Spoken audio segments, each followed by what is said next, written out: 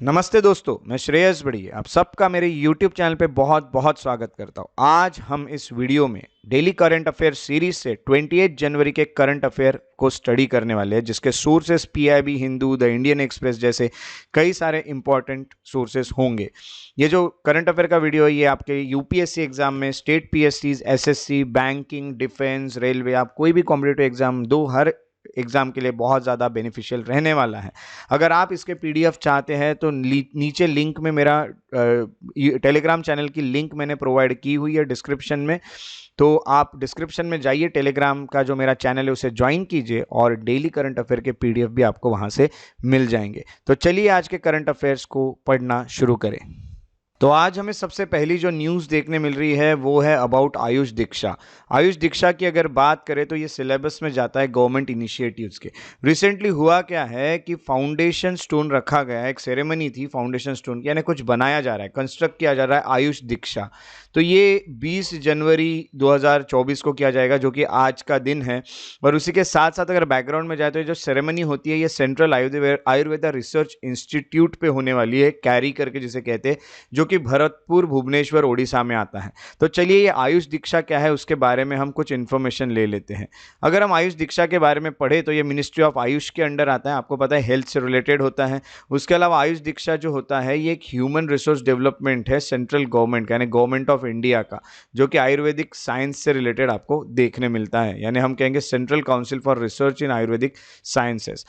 आयुष दीक्षा जो होता है, ऐसा कहा जाता है, उसके लिए जो बजट अप्रूव हुआ है वो 30 करोड़ का है।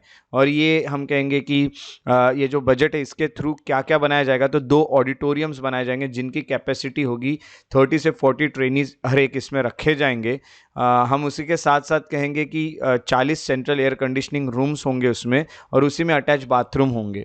उसी के अलावा अप्रेंटाइज जो लोग हैं उनके लिए ये होंगे, वहाँ पे वो रह पाएंगे। उसके अलावा वीआईपी या वीआईपी सूट्स भी आपको वहाँ पे देखने मिलेंगे। ये जो एरिया होता है यहाँ पे नेचुरल लाइब्रेरी होगी, डिस्कशन रूम होंगे, एडिक्वेट पार्किंग स्पेस बनाई जाएंगी, पैंट्री यानी किचन जैसी चीज़ें या डाइनिंग लॉन्जेस यहाँ पे आपको देखने मिलेंगे। ऐसी काफ़ी सारी फैसिलिटीज़ यहाँ पे आपको प्रोवाइड की जाएगी। ये जो इंस्टीट्यूट होता है यहाँ पे होने क्या वाला है, तो यहाँ पे ट्रेनिंग, टीचिंग ट्रेनिंग प्रोग्राम चलेंगे जितने भी आयुष से रिलेटेड लोग हैं उनके, इन जनरल, और आयुर्वेदा इन पर्टिकुलर। तो आयुर्वेदिक चीज़ों से रिलेटेड यहाँ पे जो टीचिंग और ट्रेनिंग प्रोग्राम है वो चलाए जाएंगे। और इसी के साथ साथ आपको ये भी बता दूं कि यहाँ पे बाकी नेशनल इंस्टीट्यूट जो है उनके साथ भी कोलैबोरेट किया जाएगा। यहाँ पे कैपेसिटी डेवलपमेंट से लेके ह्यूमन रिसोर्सेज, आयुर्वेदा में बहुत सारे वर्क यहाँ पे किए जाएंगे। उसी के साथ साथ आपको ये बता दूं कि यहाँ पे जो रिसर्च और डेवलपमेंट होगा, उसके अलावा हम कहेंगे हाई क्वालिटी स्टैंडर्ड्स यहाँ पे मेंटेन किए जाएंगे और रेवेन्यू भी जनरेट होगा सेल्फ सफिशिएंसी के साथ साथ। यानी ये जो भी है इसके थ्रू वो लोग सेल्फ सफिशिएंट तो रहेंगे ही, यानी सरकार सेल्फ सफिशिएंट है, इंडिया सेल्फ सफिशिएंट तो बनेगा ही, खुद के हेल्थ के लिए काफ़ी सारी चीज़ों पे हमें दूसरों पे डिपेंड नहीं रहना पड़ेगा और रेवेन्यू भी जनरेट होगा। तो ये है अबाउट आयुष दीक्षा, और इसका जो सोर्स रहा है वो है PIB. PIB means press information bureau was the source for this first current affair. So जो दूसरा करंट अफेयर हमें देखने मिल रहा है वो है अबाउट अमृत उद्यान। अमृत उद्यान की बात अगर की जाए तो ये आर्ट एंड कल्चर से आपको करंट अफेयर देखने मिलता है। और अमृत उद्यान जो होता है ये लोगों के लिए खुलेगा 2 फरवरी से 31 मार्च तक। लोग इस अमृत उद्यान को देख सकते हैं। अभी अमृत उद्यान क्या है ये भी हम देखेंगे, बट आपको ये बता दूं कि पीपल कैन विजिट उद्यान फॉर 6 डेज। उद्यान यानी आप जानती हो गार्डन्स, तो ये 1 हफ्ते तक चलेगा एक्सेप्ट ऑन मंडे। ये मंडे में मेंटेनेंस डे होता है। तो उसी के साथ साथ आपको ये बता दूं कि लोग जो होते हैं वो 6 दिन इसे देख सकते हैं हर हफ्ते। वैसे देखा गया तो 2 फरवरी से 31 मार्च तक ये चलेगा। अमृत उद्यान क्या होता है ये सबसे पहले जान लेते हैं। अमृत उद्यान की अगर बात की जाए तो मुगल गार्डन्स जो है राष्ट्रपति भवन में, उसको अमृत उद्यान कहा गया है। पहले इसे मुगल गार्डन्स कहा जाता था। तो हम कहेंगे आज़ादी का अमृत महोत्सव, ये उसकी थीम है, इसलिए उसको अमृत उद्यान कहा गया, क्योंकि आज़ादी का अमृत महोत्सव हम मना रहे हैं। 75 ईयर्स हम कंप्लीट कर चुके हैं अपने आज़ादी को। क्लस्टर ऑफ 15 गार्डन्स, वहाँ पे 15 गार्डन आपको देखने मिलते हैं अमृत उद्यान में। राष्ट्रपति भवन में ये है और लोग इसे 2 फरवरी से 31 मार्च तक देख भी पाएंगे। अब अगर हम 1911 की बात करते हैं तो हिस्टोरिकल बैकग्राउंड में अगर हम आते हैं तो हमें पता चलता है कि जो ब्रिटिश होते हैं उन्होंने, उनकी पहले कैपिटल कैलकाटा में हुआ करती थी। 1911 में उन्होंने अपनी कैपिटल दिल्ली में शिफ्ट कर दी। उसी के साथ साथ 4000 एकड़ की लैंड उन्होंने एक्वायर की थी जहाँ पे वो वाइसरॉय हाउस बनाने वाले थे। और सर एडविन लुटियंस जो है वो उसके आर्किटेक्ट थे।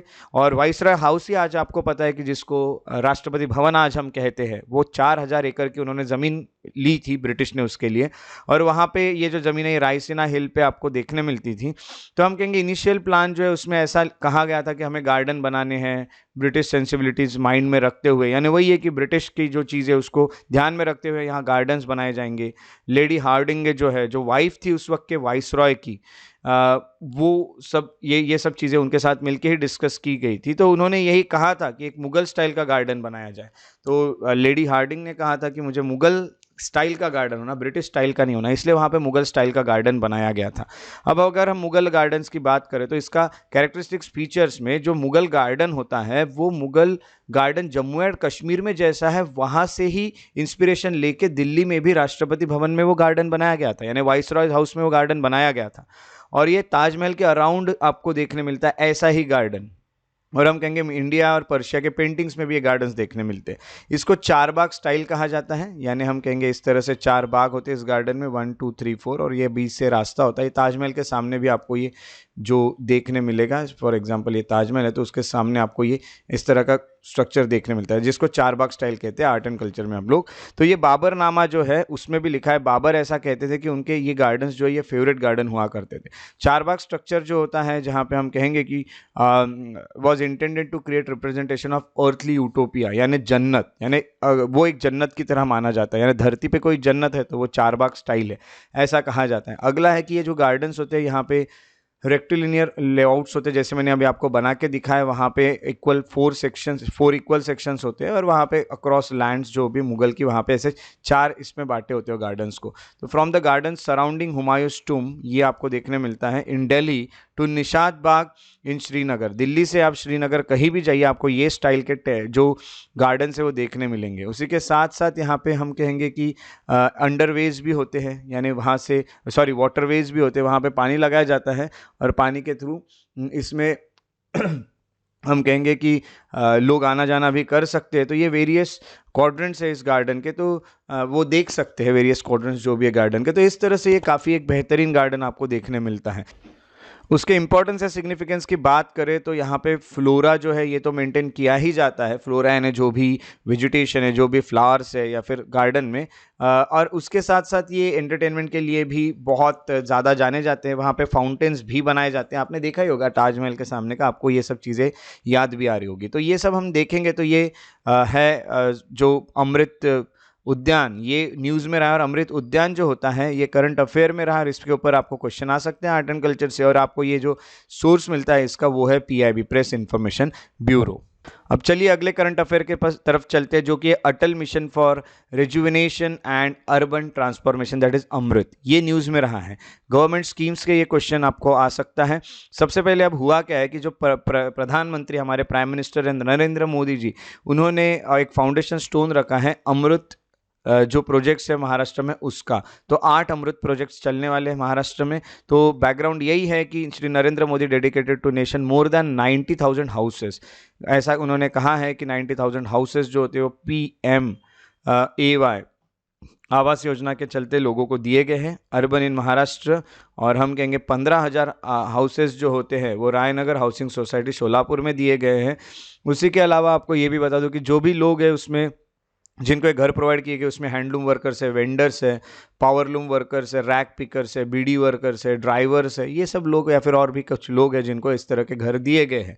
उसी के अलावा ही also initiated distribution of first and second instalment to 10,000 beneficiary. जो भी है इंस्टॉलमेंट्स आपके वो भी यहाँ पे पहला और सेकंड इंस्टॉलमेंट 10,000 बेनिफिशियरीज़ को दिया जाएगा PM स्वनिधि के चलते। ये जो प्रोग्राम है इसके चलते महाराष्ट्र में। तो ये एक बैकग्राउंड हमें पता चलता है इस करंट अफेयर का। अब देख लेते हैं ये अमृत है क्या। अमृत की अगर बात करें तो अमृत को लॉन्च किया गया था जून 2015 में।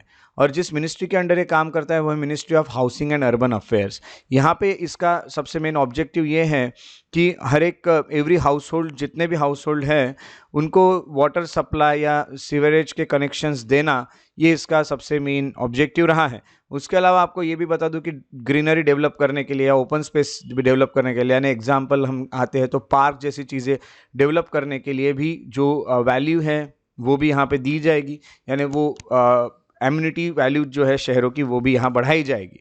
उसके अलावा पोल्यूशन रिड्यूस करना ये भी इसका एक ऑब्जेक्टिव है।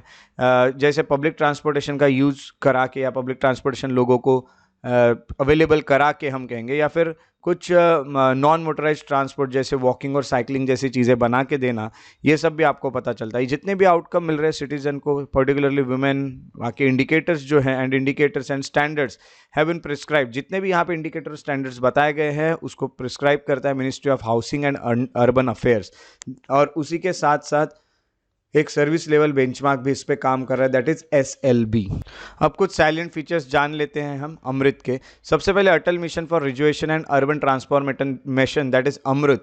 ये सबसे पहले फोकस करता है नेशनल वाटर मिशन पे। सबसे पहले पानी प्रोवाइड करने के लिए 500 शहरों में टैप कनेक्शंस और सीवर कनेक्शंस लोगों को प्रोवाइड किए जाएंगे। इस पे जो पैसा लगाएगा वो सेंटर होगा। अंडर अमृत जो प्रोजेक्ट फंड्स है, ये जो भी प्रोजेक्ट है ये चलाए जाएंगे और पूरे मिशन के पीरियड में ये चलाए जाएंगे। और अमृत मिशन जो होता है उसमें कुछ मेजर कंपोनेंट्स है, जैसे कैपेसिटी बिल्डिंग यहाँ की जाएगी, कुछ रिफॉर्म्स लाए जाएंगे, चेंजेस लाए जाएंगे, वाटर सप्लाई और सीवरेज और सेप्टेज के यहाँ पे चीज़ें बनाई जाएगी, ड्रेनेज भी यहाँ पे अच्छा किया जाएगा, ट्रांसपोर्ट फैसिलिटीज़ भी इम्प्रूव की जाएगी। उसके अलावा ग्रीन स्पेसेस और पार्क्स भी बनाए जाएंगे।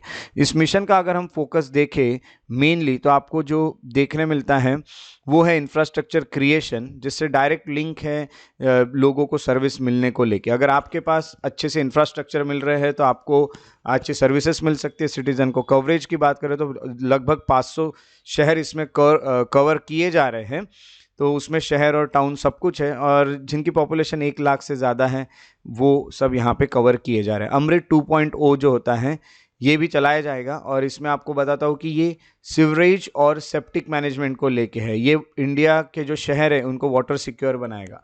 तो ये सब चीज़ें अगर हम देखेंगे सीवरेज को लेके है, या फिर सेप्टिक को लेके, सेप्टिक टैंक्स को लेके, या फिर हम कहेंगे कि अमृत 2.0 जो होता है it will extend coverage from 500 cities.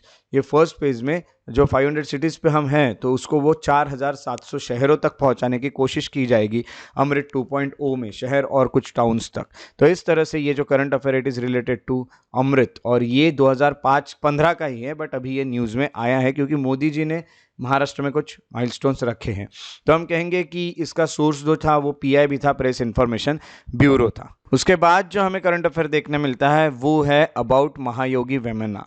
वहाँ महायोगी वेमना का जो सिलेबस आएगा वो हिस्ट्री से आएगा। रिसेंटली हुआ क्या, हमारे जो PM हैं Shri Narendra Modi ji, he paid tribute to Mahayogi Vemana on occasion of Vemana Jayanti. Vemana Jayanti पे ये इनको ट्रिब्यूट दिया गया, इसलिए अब हम कहेंगे कि जैसे हमारे PM ने यहाँ पे X जो है या फिर ट्विटर जो है उस पर कुछ शेयर किया, जिसके कारण महायोगी वेमना जो है ये करंट अफेयर का पार्ट बन गए हैं, और वैसे भी इनका इतिहास में, हिस्ट्री में बहुत बड़ा नाम है।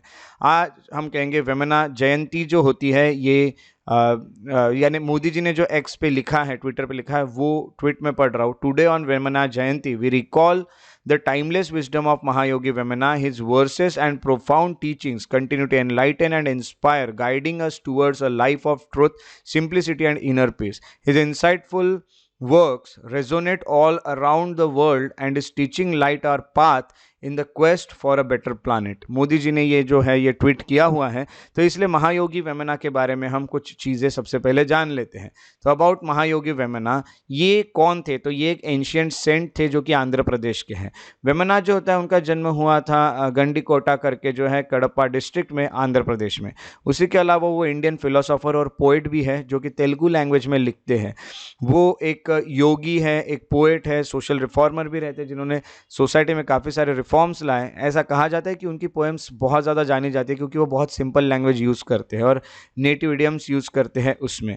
और वो कुछ सब्जेक्ट्स उसमें डिस्कस किए, उन्होंने कुछ सब्जेक्ट्स भी डिस्कस किए, जैसे योग क्या है या फिर विजडम क्या है, मॉरलिटी क्या है। उनकी पोएम्स जो होती है उसकी थीम्स रहती है सोशल, मॉरल, सैटिरिकल या फिर हम कहेंगे मिस्टिकल, इस तरह की थीम्स पे वो लिखते हैं। और बहुत सारे, मोस्ट ऑफ देम वर अट्टावेलाडी, यानी हम कहेंगे डांसिंग लेडी जो है उस पे, या यानी वो एक तरह से रिवॉल्व अराउंड दैट थीम।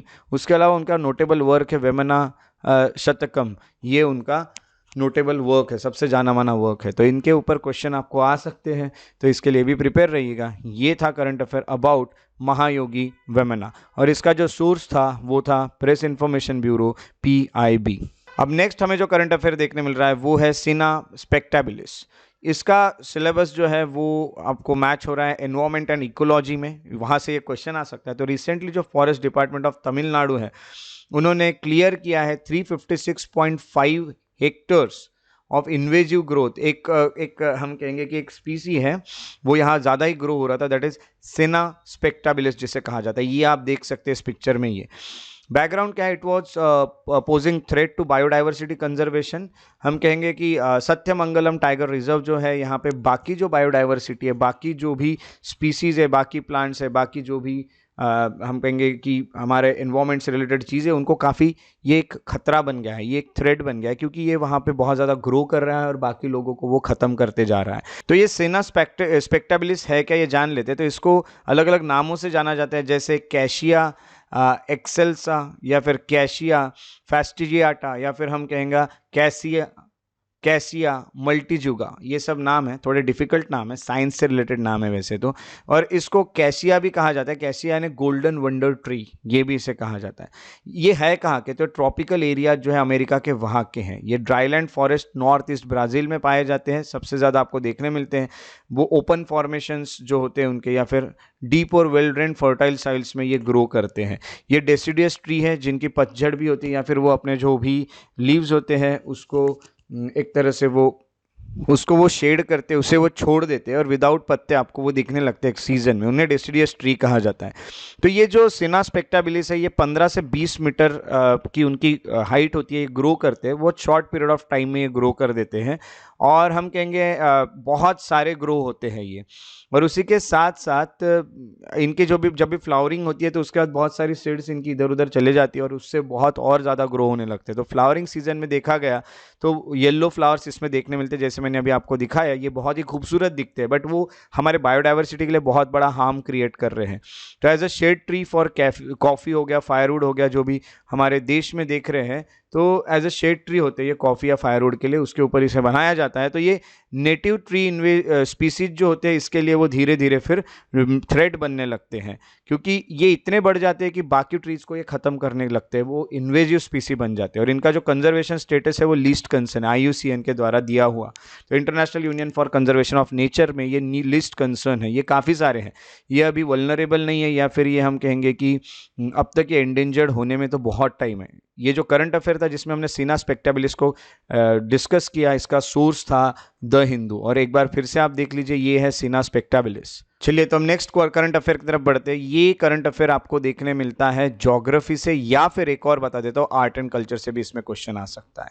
तो दो सब्जेक्ट से क्वेश्चन आ सकता है। तो लांजिया सोरा पेंटिंग जो है ये न्यूज़ में रहा है रिसेंटली। लांजिया सोरा पेंटिंग जो इसको GI टैग मिला है। ये पेंटिंग एक ट्राइबल आर्ट फॉर्म है, ट्राइबल लोगों की एक पेंटिंग है जो कि वन ऑफ द ओल्डेस्ट मानी जाती है।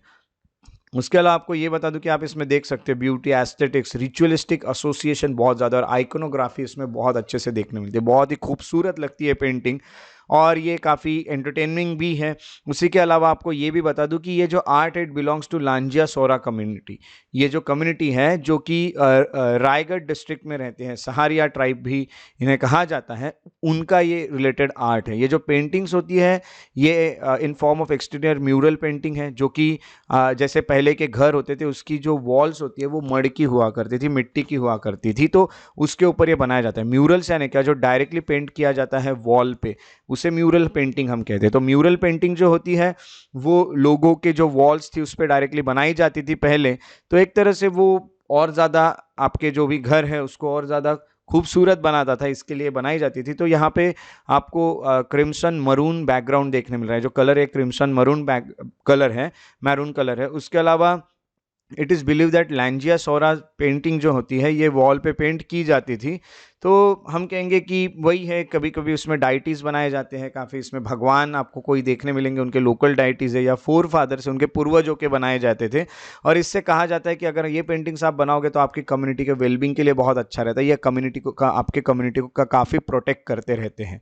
उसी के अलावा यहाँ पे the reflecting the love and affection जो होता है, यानी हम यही कहेंगे कि जो ट्राइब्स है उनका नेचर के लिए कितना प्यार है ये भी दिखाया जाता है। यहाँ नेचुरल चीज़ें काफ़ी सारी होती है, इसमें ट्राइबल ह्यूमंस होते हैं, ट्रीज होते हैं, एनिमल, बर्ड्स, सन, मून, सब कुछ बनाया जाता है, यानी नेचर से ये लोग कितना प्यार करते हैं इन पेंटिंग से हमें दिखता है। तो इस तरह से लैंजिया सोरा पेंटिंग जो है, जो कि न्यूज़ में रही है, और ये आर्ट एंड कल्चर का बहुत ही इंपॉर्टेंट टॉपिक है, और इसको जीआई टैग मिलने के कारण इस पर क्वेश्चन आने के चांस बहुत ज़्यादा बढ़ जाते हैं। और इस करंट अफेयर का जो सोर्स था वो था द इंडियन एक्सप्रेस। चलिए अब बारी है एमसीक्यूज को सॉल्व करने की। ये जो साइड यहाँ स्पीसीज लिखे और इधर उनका आईयूसीएन स्टेटस लिखा है, आपको करेक्ट पेयर इसमें से ढूंढने हैं। फर्स्ट है जावन राइनोसरस जो कि वल्नरेबल है, सेकंड है फॉरेस्ट आउलेट जो कि लिस्ट कंसर्न बताया गया, और तीसरा है रिवर टेरापिन जो कि क्रिटिकली एंडेंजर बताया गया है। कौन से करेक्टली मैच है आपको ढूंढने हैं? Only one, only two, all three या फिर नन। आपको जो आपके आंसर है वो हमेशा की तरह कमेंट सेक्शन में लिखने हैं, और कल के वीडियो में मैं इसके आंसर बताऊंगा और आपको फिर वो चेक करने के आपके कितने बराबर निकले। चलिए दूसरे क्वेश्चन की तरफ बढ़ते हैं। जो सेकंड क्वेश्चन है, इट इज अटल स्टेटमेंट दिए यहाँ पे दो, Atal mission for rejuvenation and urban transformation that is Amrut is a central sector scheme. Second statement, under Amrit, project funds have been earmarked for entire project period. Which one of the following is correct in respect of the above statement? Both statement 1 and 2 are correct. Statement 2 is the correct explanation of statement 1. ये first option. Second is statement 1 and 2 are correct. And statement 2 is not correct explanation of statement 1. Third, statement 1 is correct, but statement 2 is incorrect. And fourth, statement 1 is incorrect, but statement 2 is correct. ये second question आपका रहा है। Third question जो है ये इसके तरफ आप बढ़ते हैं। तो थर्ड क्वेश्चन है, with reference to Lanjia Saora painting consider the following statement. It is one of the newest tribal art form, is also known as Idital. Third, the art belongs to Lanjia Saora community, a PVTG largely residing in the Raigad district. Third, it has white painting figures over a crimson maroon background. How many of the statement given above are correct? First option is 2 only, second option is 1, 2 and 3, third option is 2 and 3 and fourth option is 1 only. आपको इसका सही answer comment section में लिखना है। अब बारी है जो हमने कल क्वेश्चंस पूछे थे उसके आंसर्स की। तो answers for 19 January daily practice MCQ. First जो क्वेश्चन पूछा था उसका है बी, सेकंड जो क्वेश्चन पूछा गया था उसका सही ऑप्शन है डी, थर्ड जो क्वेश्चन पूछा गया था उसका सही ऑप्शन है डी। सो अगर आपको मेरे वीडियोस पसंद आते हैं तो उन्हें लाइक जरूर करें, शेयर करें और मेरे यूट्यूब चैनल को सब्सक्राइब करके बेल आइकॉन को प्रेस करना ना भूलें। अगर आप और अपडेट्स चाहते हैं तो आप मेरे फेसबुक पेजेस को भी फॉलो और लाइक कर सकते हैं। श्रेयस बड़े इंटरप्रिटेशन है मेरे फेसबुक पेजेस है। अगर आप मुझे कोई डाउट पूछना चाहते हैं, अगर आप मुझसे बात करना चाहते हैं तो आप इंस्टाग्राम पर मुझे फॉलो कर सकते हैं। श्रेयस बड़ी द पीस लवर, ये मेरा इंस्टाग्राम ID है। आप मुझे मेल भी कर सकते हैं shreyasbadi@gmail.com पे। उसके अलावा आप मुझे श्रेयस IAS एकेडमी पे जो मेरा इंस्टाग्राम का प्रोफाइल है या फिर फेसबुक पे पेज है उन्हें भी फॉलो करके सपोर्ट दिखा सकते हैं, और वहाँ से आप और नॉलेजेबल वीडियोस और नॉलेजेबल मटेरियल भी वहाँ से आप ले सकते हैं। सो मेरे साथ इस वीडियो में बने रहने के लिए बहुत बहुत शुक्रिया। Thank you so much for being here. Take care and have a very good day.